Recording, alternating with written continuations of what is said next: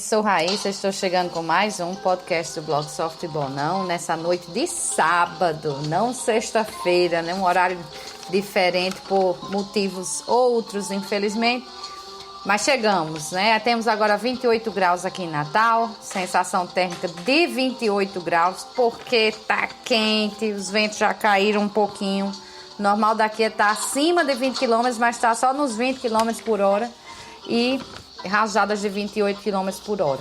Bom, chegando então hoje com esse tema, quando somos a sobremesa. A semana foi bem agitada, dois fatos chamaram muito minha atenção, parece até que não tem muita conexão entre um e outro, mas até que tem. Um foi segunda-feira, aliás, mais de dois fatos, são dois, mas termino falando de mais fatos aqui.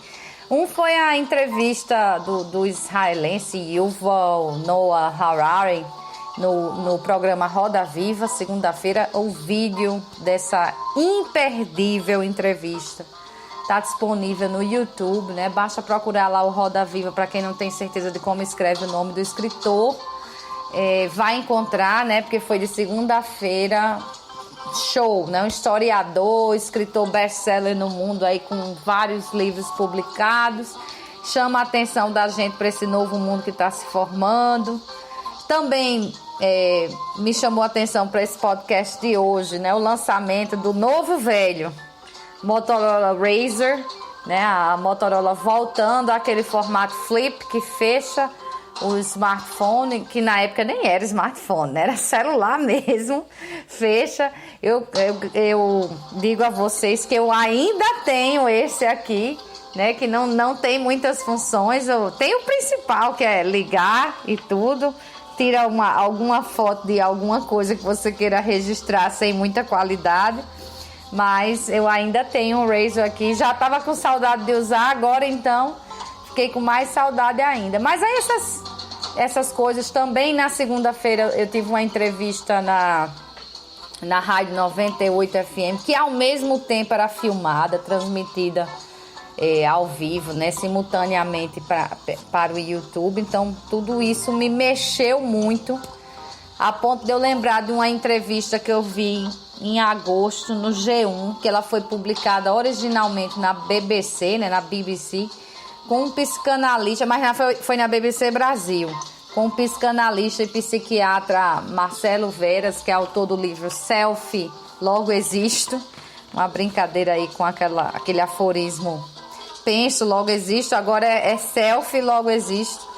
Em que ele fala da hiperexposição trazida pelas redes sociais e o quanto essa hiperexposição tem nos distanciado da realidade que nós somos. Mas deixa eu ver se eu consigo conectar tudo. Talvez no fim a gente consiga se entender de por que tudo me lembrou isso.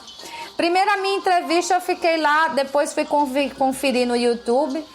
É quase que o tempo todo você exposto, né? O que você está fazendo, o que está pensando, a cara de tristeza, a cara de cansaço, de derrota, tá toda lá, não tem como esconder, mesmo num programa de rádio que a gente frequenta, que está dando a entrevista para expor o pensamento. Quer dizer, o importante seria a voz, o jeito de falar, mas até isso agora a gente está sendo devassado na intimidade, não tem jeito, estamos com exposição total na internet. Aí nesse mesmo dia, né, cheguei em casa, fui conferir a entrevista lá de Harari, que no fim, dentre muitas coisas que ele falou, né, essa questão de ditadura da informação, porque hoje nossos dados são coletados o tempo todo. Já discutimos isso muito nos podcasts aqui. Já disse que a gente não tem ideia do que isso é, do quanto isso é perigoso, dessa exposição total, tanto para a saúde mental, que é mais ou menos o que Marcelo Veras discutiu lá na entrevista dele,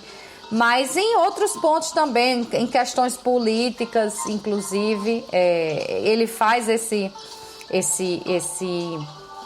destaque, né, dizendo, por exemplo, dessas pulseiras que a gente já consegue usar hoje, que medem nosso batimento cardíaco, quantos passos você dá e não sei o quê. Essa questão da biotecnologia, da tecnologia aplicada a essa coleta de dados de saúde do nosso organismo.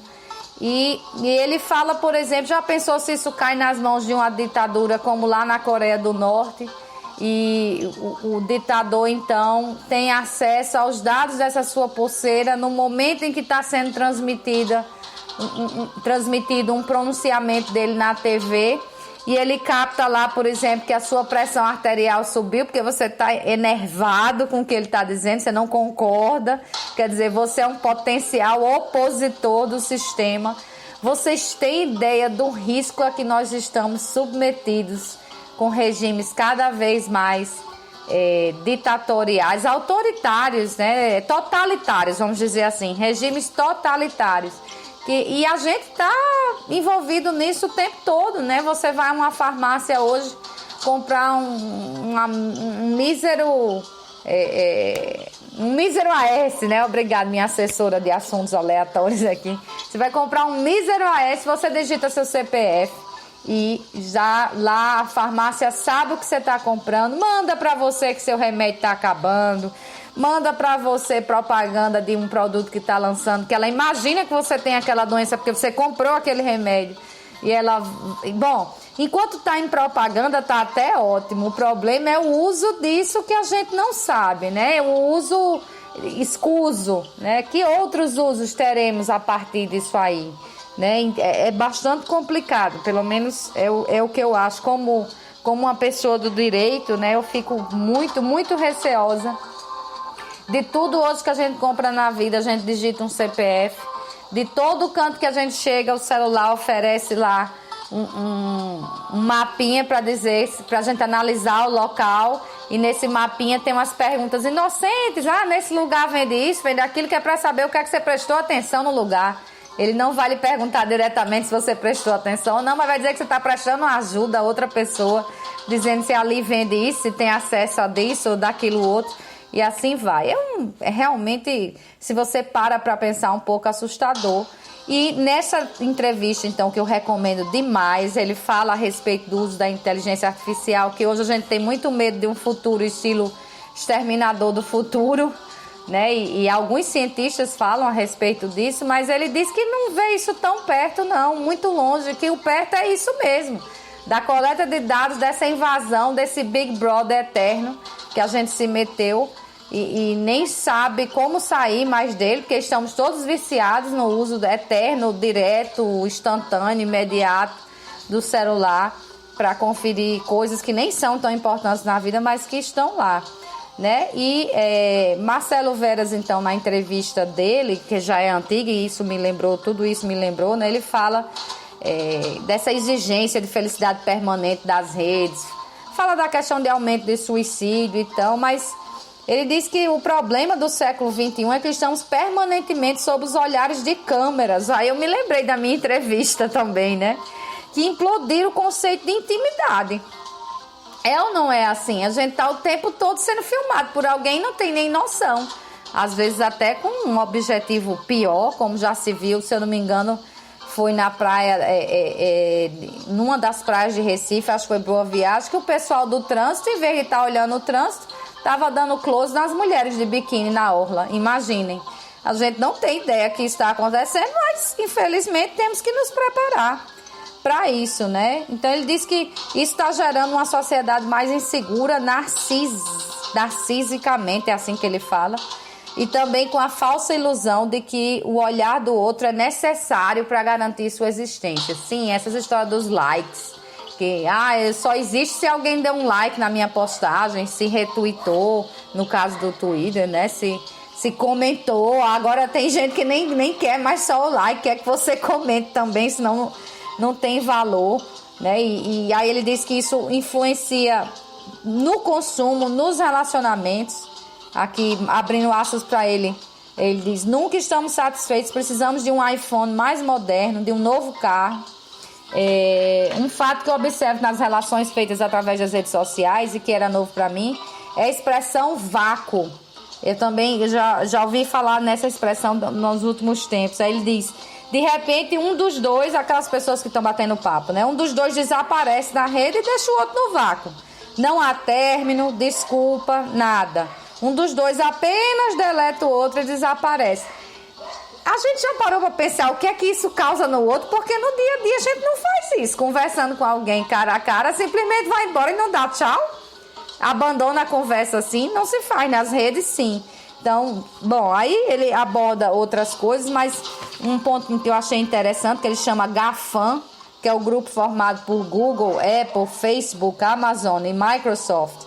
Ele diz que esse grupo está longe de ser composto por vestais impolutas.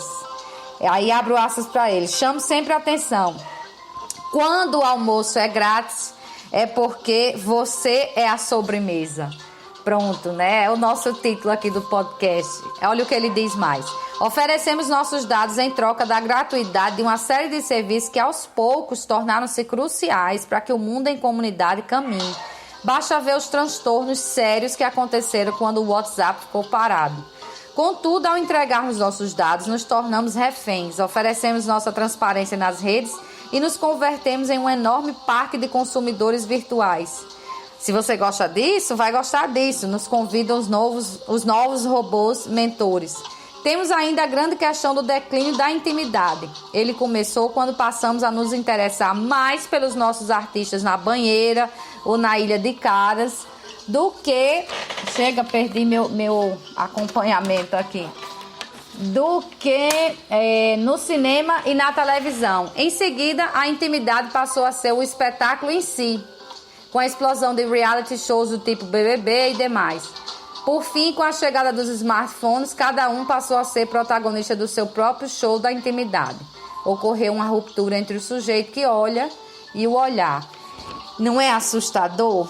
É assustador. De fato, a gente não se interessa mais por outras coisas que não seja a vida dos outros. E mais, achamos interessante a gente expor a nossa própria vida. Ele ainda diz que expor intimidade é completamente diferente de expor ideias, né? E ele exalta que o espaço da internet para expor ideias é um espaço democrático, etc. Mas realmente isso é uma coisa que já quem acompanha os podcasts ou mesmo conversa comigo no dia a dia sabe que eu me preocupo muito para onde é que nós vamos parar com as pessoas cada vez mais expostas em redes sociais, expostas mesmo, né? Expõem seus relacionamentos a ponto de quando acaba ter que lidar com a explicação de 1 milhão de pessoas perguntando cadê aquela pessoa que você já está com outra, né? Ou tá só, ou aquela outra pessoa já está com outra pessoa e não você. É super complicado. Então, a gente vê uma epidemia de depressão, mas talvez nem seja uma epidemia de depressão, seja uma exposição da depressão que a gente antigamente achava que não existia e que hoje existe, já que tudo está exposto na internet. Então, tudo isso aí que se passou nessa semana, né? Tanto a minha entrevista como a excelente entrevista do Harari lá no Roda Viva. Ah, eu terminei esquecendo de falar do lançamento do Razer. Eu acho que esse lançamento do Razer é justamente a gente querendo voltar um pouquinho atrás, né? Na hora que você fecha, você tem a capacidade de fechar a tela do smartphone. É como se você dissesse assim, ó, você não vai olhar a minha vida agora e nem eu vou querer olhar para esse mundo agora. Fechou aqui, vou olhar para o que está realmente ao meu redor, esquecer um pouquinho esse mundo virtual. É claro que vem com outros recursos, né? E vem muito caro, viu? Porque a indústria, ela consegue captar que você tem o desejo de alguma coisa, então ela joga o valor lá para cima.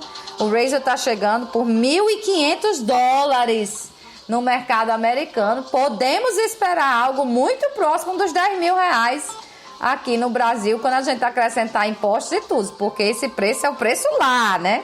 Quando vier para cá é de outra forma. Bom, mas fica então essa inquietação, essa certeza que nós somos a sobremesa nessa história do almoço grátis, porque a gente sabe que não existe almoço grátis. E precisamos sim repensar essa intimidade exposta demais para recuperarmos o nosso equilíbrio mental. Bom, é isso. Espero que vocês tenham gostado. Deixa um bom fim de semana. Retoma o convite, né? Renova o convite para sexta, 7 da noite, sobre outros assuntos. E domingo agora, 10 da manhã, sobre futebol. Até lá.